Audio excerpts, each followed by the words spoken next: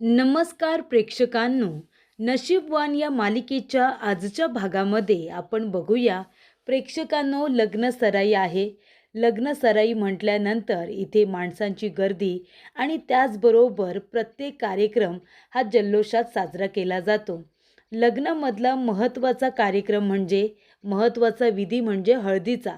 तर इथे रुद्र आणि गिरिजाला सगळ्यांच्या साक्षीने हळद लागणार असते आणि त्या हळदीमध्ये सगळे आनंदी असतात.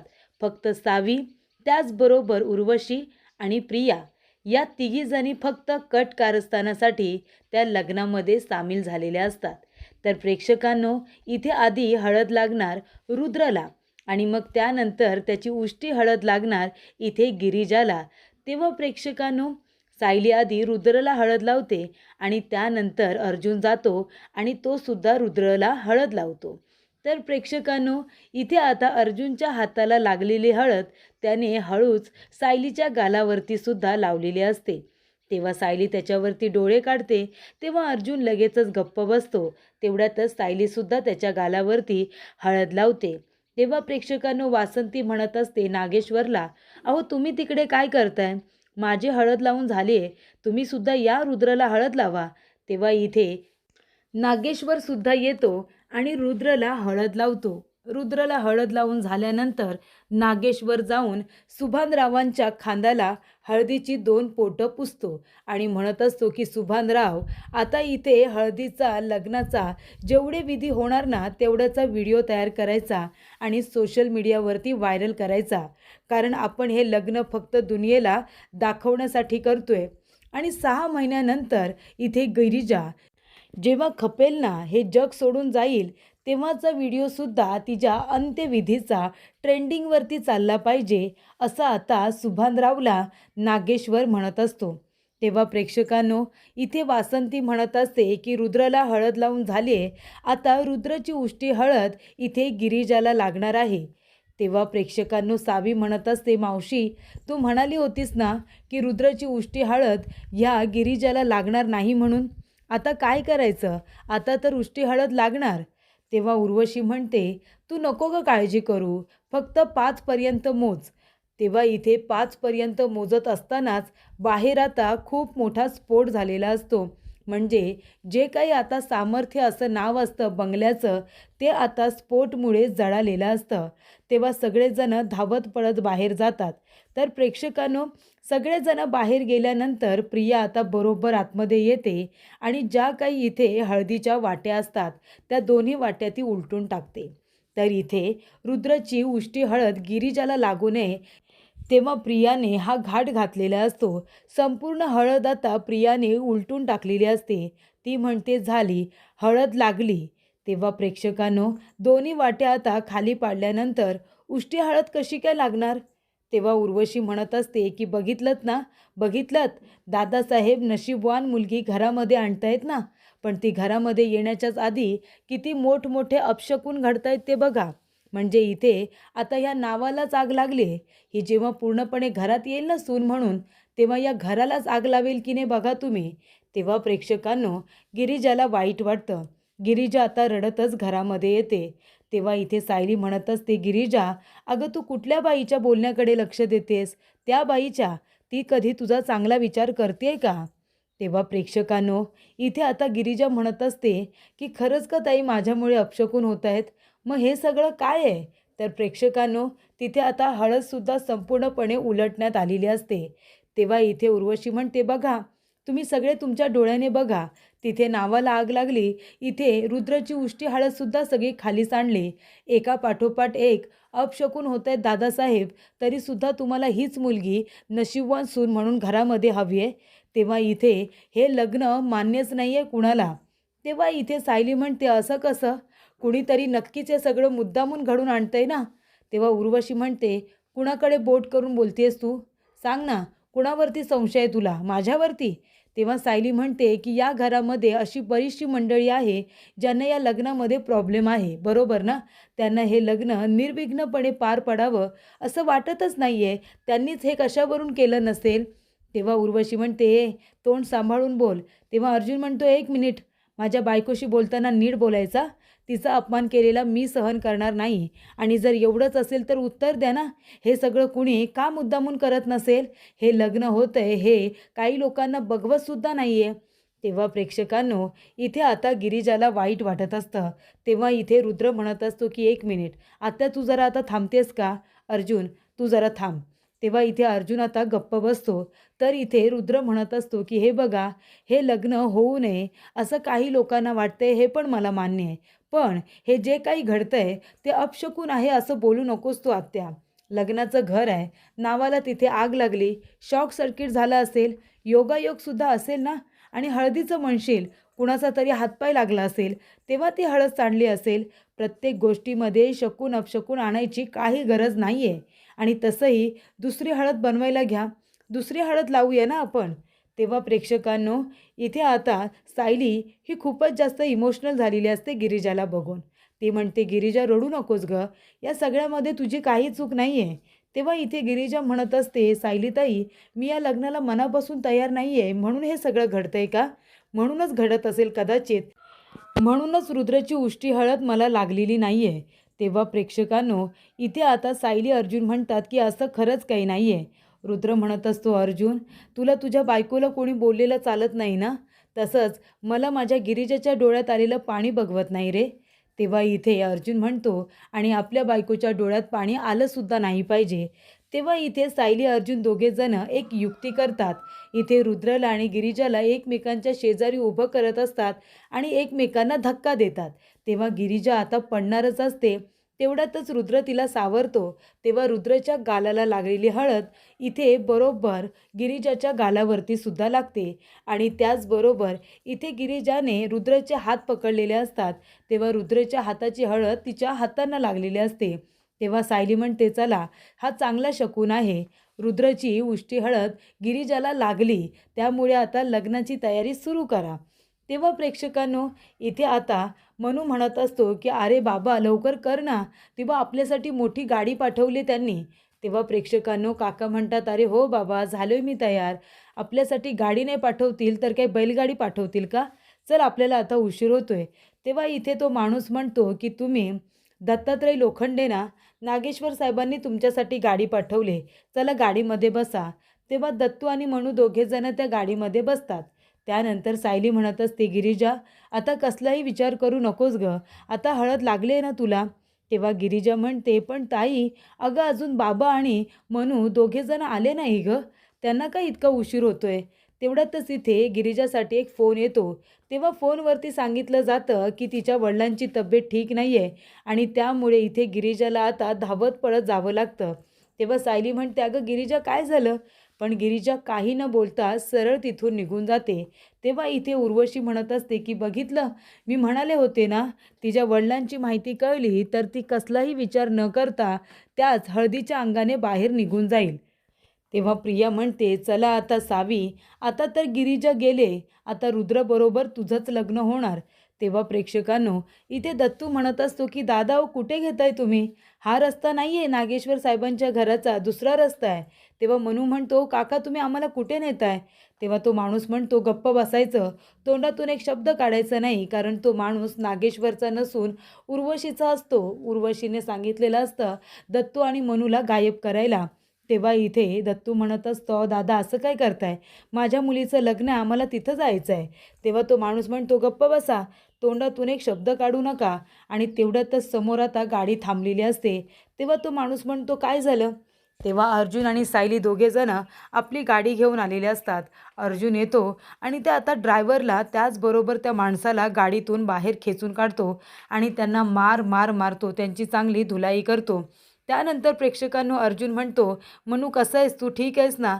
तेव्हा मनू म्हणतो, "हो अर्जुन दादा, मी ठीक आहे. बरं झालं तू आलास. ही माणसं आम्हाला कुठेतरी घेऊन जात होती." तेव्हा इथे अर्जुन म्हणतो, "तुम्ही आमची काळजी करू नका. तुम्ही दोघेही आत्ताच्या आता निघा आणि आधी तुम्ही नागेश्वर साहेबांच्या घरी जा. तुम्ही हळदीच्या कार्यक्रमामध्ये पोचा, गिरिजा तुमची वाट बघते." तेव्हा प्रेक्षकांनो, उर्वशी म्हणते की "आता हे लग्न होणार नाही. कारण दत्तूला जिथे किडनॅप करून ठेवले तिथेच आता गिरिजाला सुद्धा किडनॅप करण्यात येईल." तेव्हा इथे गिरिजा आलेली असते. सगळेजण म्हणत असतात की हळदीच्या अंगाने कुठे गेले काय माहिती.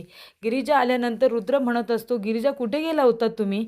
गिरिजा म्हणते की मला एक फोन आला होता. माझ्या वडिलांची तब्येत ठीक नाही असं सांगितलं. तेव्हा मी बाहेर गेले होते. तेव्हा नागेश्वर म्हणतो, मग तुम्ही तुमच्या घरी जाऊन आलात सुद्धा? तेव्हा इथे गिरिजा म्हणते, नाही मी तर निघाले होते, पण तेवढ्यातच तिथे अर्जुनदादा आणि सायलीताई हे दोघेजण आले. अर्जुनदादा म्हणाला की गिरिजा तू कुठे जातेस? तेव्हा मी त्यांना सांगितलं की माझ्या वडिलांची तब्येत ठीक नाही आहे, मी त्यांना भेटायला चालले. तेव्हा सायलीताई म्हणाली की आता तुझ्या अंगाला हळद लागले, तू कुठेही जाऊ नकोस. हळदीच्या अंगाने नवरीने बाहेर पडायचं नसतं. आम्ही आहोत ना, आम्ही जाऊन तुझ्या वडिलांना बघून येतो, आम्हाला सुद्धा त्यांची काळजी आहे. तेव्हा अर्जुन म्हणतो, गिरिजा ऐक सायलीचं, सायली बरोबर बोलते. आम्ही आहोत ना दोघेजणं आणि आम्ही तुझ्या बाजूने आहोत, त्यामुळे जी काही कामं असतील ती आम्हीच करू. आम्ही जातो ना तुझ्या बाबांना बघायला. तेव्हा गिरिजा म्हणते, पण त्यांना बघितल्याशिवाय मला स्वस्थ वाटणार नाही. तेव्हा सायली म्हणते की हवं तर त्यांना आम्ही आमच्याबरोबरच घेऊन येऊ. तेव्हा रुद्र म्हणत असतो, मग आता अर्जुन आणि सायली कुठे आहेत? तेव्हा गिरिजा म्हणते, मला पण नाही माहिती, त्यांचा अजून फोनसुद्धा लागलेला नाही आहे. तेव्हा प्रेक्षकांनो नागेश्वरसुद्धा टेन्शनमध्ये आलेला असतो. तेव्हा रुद्र म्हणत असतो, गिरिजा नका काळजी करू, तुमच्या बाबांना काहीसुद्धा होणार नाही. अर्जुन आणि सायली गेलेत ना, त्यांना काही नाही होणार. मी अर्जुनचा फोन ट्राय करतो, त्याला फोन लागतोय का ते बघतो. तेव्हा इथे गिरिजा म्हणत असते, पण जोपर्यंत माझे बाबा ठीक आहेत की नाही हे मला जोवर कळत नाही तोपर्यंत मला शांतता मिळणार नाही आहे. तेव्हा उर्वशी म्हणत असते की अरे देवा, जर त्या अर्जुन सायलीने त्या दत्तूला आणि मनूला वाचवलं आणि जर माझं नाव समोर आलं तर माझं काही खरं नाही आहे. दादासाहेब काही मला माफ करणार नाही. त्यानंतर प्रेक्षकांनो इथे आता मनू आणि दत्तू दोघेही आलेले असतात. तेव्हा रुद्र म्हणत असतो, काका कशा आहात तुम्ही? तुम्ही ठीक आहात ना? तुमची तर तब्येत बरी नाही आहे ना? तेव्हा इथे आता दत्तू म्हणत असतो की नाही, मला काहीच झालेलं नाही आहे. तेव्हा इकडे आता गिरिजा म्हणत असते की बाबा हो असं काय करताय? मला आत्ताच फोन आला होता तुमची तब्येत खूप बिघडली म्हणून, म्हणून मी तुम्हाला बघायला सुद्धा येत होते. अर्जुन दादा आणि सायलीताई आले होते ना? तेव्हा दत्तू म्हणतो, तेच तर, मला बरं वाटत नाही आहे असं तुला कोणीतरी खोटं सांगितलं असेल. तुमच्या नावाने, नागेश्वर साहेबांच्या नावाने गाडी आली होती. आम्हाला वाटलं की तुम्हीच पाठवले म्हणून. त्या गाडीमध्ये बसून आम्ही येणारच होतो हळदीला, पण ते लोकं आम्हाला दुसरीकडेच कुठेतरी घेऊन जात होते. तेव्हा तिथे सायली आणि अर्जुन दोघेजण आले आणि त्यांनी आम्हाला वाचवलं त्या गुंडांच्या तावडीतून. नागेश्वर म्हणतो, अहो दत्तू साहेब, मी गाडी पाठवली असती तर तुम्हाला स्वतः फोन करून सांगितलं असतं ना, आम्ही गाडी पाठवलीच नव्हती तुमच्यासाठी. तेव्हा प्रेक्षकांनो दत्तू म्हणतो, अरे हो, ते पण खरंच आहे की माझंच काहीतरी चुकलं असेल, त्या गाडीमध्ये मी बसायलाच नको होतं. तेव्हा प्रेक्षकांनो गिरिजाला समजलेलं असतं की हळदीचं उलटणं असू दे, नावाचा स्फोट होणं असू दे आणि तिच्यावरती हल्ला करणं असू दे, या सगळ्या गोष्टीच्या मागे उर्वशीच आहे. तेव्हा गिरिजा म्हणते, अजून किती खालच्या पातळीला जाल तुम्ही सांगा? हे सगळं तुम्हीच घडवून आणलंत ना? मला तो खोटा फोन आणि माझ्या बाबाला आणि माझ्या भावाला किडनॅप करण्याचं प्लॅनिंग हे तुम्हीच केलं होतं ना? सांगा. मी तुमच्या नजरेत खुपते तोपर्यंत सगळं ठीक होतं. तुम्ही मला त्रास देत होता तोपर्यंत सगळं ठीक होतं. पण आता तुम्ही माझ्या भावाला आणि माझ्या बाबांना त्रास देताय. मी माझ्या भावासाठी आणि माझ्या बाबांसाठी स्वतःचा जीवसुद्धा देऊ शकते आणि हे तुम्हाला बरोबर माहिती आहे. मग तुम्ही माझ्या बाबांना त्रास देण्याचा प्रयत्न कसा काय केला? यापुढे जर तुम्ही मला सोडून माझ्या कुटुंबाला त्रास दिलात ना, तर ते मी अजिबात सहन करणार नाही. तुमची हयगय करणार नाही. कळलं तुम्हाला? तुमची हिंमत कशी झाली हो? आत्तापर्यंत तुम्हाला हे लग्न मान्य नव्हतं म्हणून एक एक कट कारस्थान तुम्ही करत गेलात. तो स्फोट, त्याचबरोबर इथे आता मेहंदीचा कार्यक्रम आणि हळदीचा कार्यक्रम सगळं तुम्ही उद्ध्वस्त करण्याचा प्रयत्न केलात, कारण हे तुम्हाला लग्न मान्य नाही आहे म्हणून. पण आता ह्या वेळेला तर तुम्ही तुमची हद्दच पार केलीत. माझ्या बाबाच्या आणि भावाच्या जीवावरती उठलात तुम्ही. तेव्हा इथे उर्वशी म्हणत असते, एक मिनिट, माझ्याशी बोलताना लायकीत बोलायचा, या घरात राहायचं असेल तर लायकीत राहायचं. तेव्हा गिरिजा म्हणत असते, एक मिनिट, तुम्ही जर माझ्या भावाला आणि माझ्या बाबांना त्रास देण्याचा प्रयत्न केलात ना, तर मी सुद्धा तुमची हयगय करणार नाही. हे तुमचं बोट तोडून तुमच्या दुसऱ्या हातात देईन. कळलं ना तुम्हाला? माझ्या बाबांच्या आणि माझ्या भावाच्या वाट्याला सुद्धा जायचं नाही. कळलं का? तेव्हा इथे उर्वशी म्हणत असते, बघा बघा दादासाहेब, तुमची ही नशीबवान होणारी सून बघा कशी मला उलटं सुलटं बोलते. तेव्हा इथे नागेश्वर म्हणत असतो की तायडे तायडे गप करा. अहो बस करा दीदी, अजून किती तुम्ही चुकीच्या वागाल? बस करा तुमची ही नाटके. चला आमच्याबरोबर आत्ताच्या आत्ता.